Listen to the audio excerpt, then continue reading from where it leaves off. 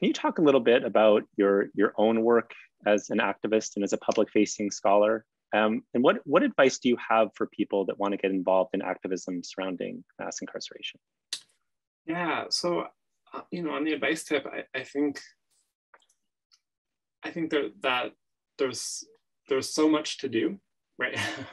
That I think we can reasonably be involved in fighting mass incarceration in nearly any aspect of society, right? So when you think about some of the restrictions that people face, like, are you in a union? Does your union fight for the rights of formerly incarcerated or criminalized people to have a job in that doesn't, to be a part of the union or to have a job in your workplace, even if it's not unionized? I think paying attention to talking to your neighbors about who's running for prosecutor, who's running for sheriff, who's running for judge, right? These are the kinds of often elected positions that despite that escape any kind of accountability, right? And I think we've been in an interesting experiment the last few years of some progressive prosecutors running for office and facing this kind of blistering attack from a largely gullible media repeating kind of police talking points and police union talking points. So I think one thing is to just know that mass incarceration affects everything. And so if we want to make a change in that, or if we want to abolish it, that means you can do that anywhere, right? So prisons are this colossal environmental toxin, right? So any conversation about a Green New Deal is a conversation, or needs to be a conversation about prisons, right? And how do we have fewer people in them and fewer prisons? Healthcare, right? There are all kinds of conversations about whether people in prisons should be allowed the vaccine. And I think, even though that largely public health sort of won out, at least in a small way, I think it should open us to how abysmal the sense of healthcare in prison is.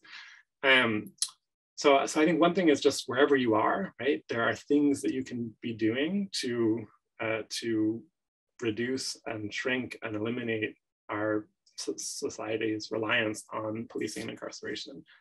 And I think pairing those conversations about alternatives is often necessary, right? That otherwise progressive causes often leave out, right, the relationship to criminalization. So I think that's one thing.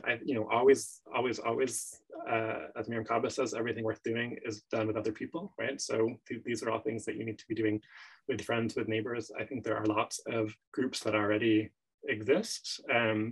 So I think it's great to join a group. Critical Resistance is a national organization that I think has provided a lot of resources for people over the years, and is co-founded by Angela Davis.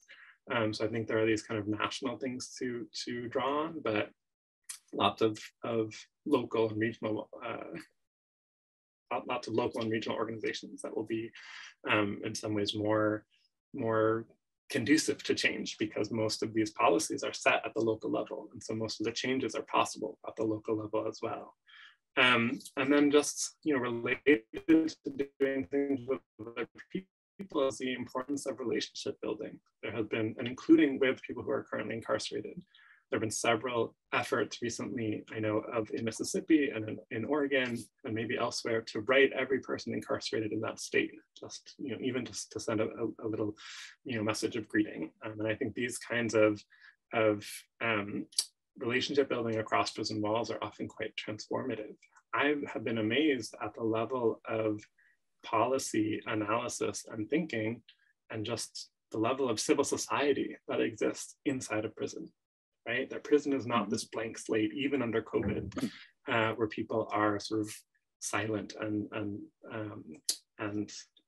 sort of empty canvases. Right? People are holding study groups. People are debating policy and trying to craft policy inside a prison. And I think there's no way to know that, but to have those kinds of relationships with the civil society organizations that exist inside of prison. I can maybe say a word on the Washington Prison History Project if you want, as part of that. Yeah, that'd be great. Yeah. So one thing that I've been doing is working with some librarians at the University of Washington, Bothell, is coordinating something called the Washington Prison History Project.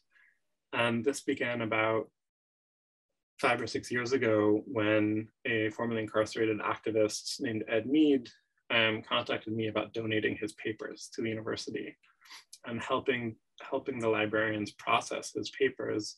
It was very clear very quickly that it wasn't just Ed's papers, but it was a window into a larger kind of collective story. So he had been a political activist and went to prison for engaging in some political violence in the 1970s, remained an activist inside of prison. He had started a number, or contributed to a number of publications while he was incarcerated. Those were his papers, right? This was this exciting window into how incarcerated people were thinking and organizing in a time period that we now call mass incarceration, right? So Ed also started a group called Men Against Sexism. That was an anti-rape organization for queer prisoners in the Washington State Penitentiary at Walla Walla.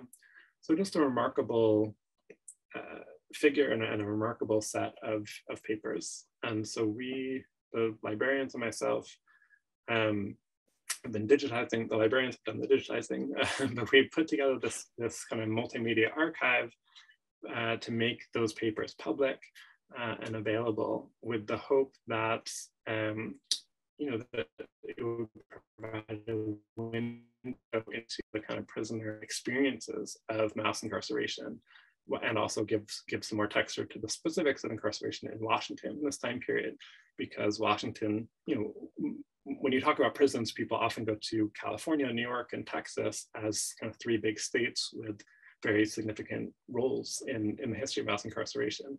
But the truth is that every state has played a significant role in mass incarceration, because it's largely been a 50-state strategy, right?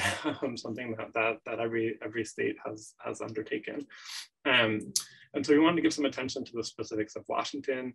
We wanted to give some attention to the thinking of incarcerated people themselves, and Ed's collection was a good foundation to then bring in some other documents and sort of testimonials that people have been involved with. I think the most unexpected thing in the collection, at least to my mind, is that Ed designed a text adventure computer game while he was in prison in the late 80s about life in prison, called The Warden Game.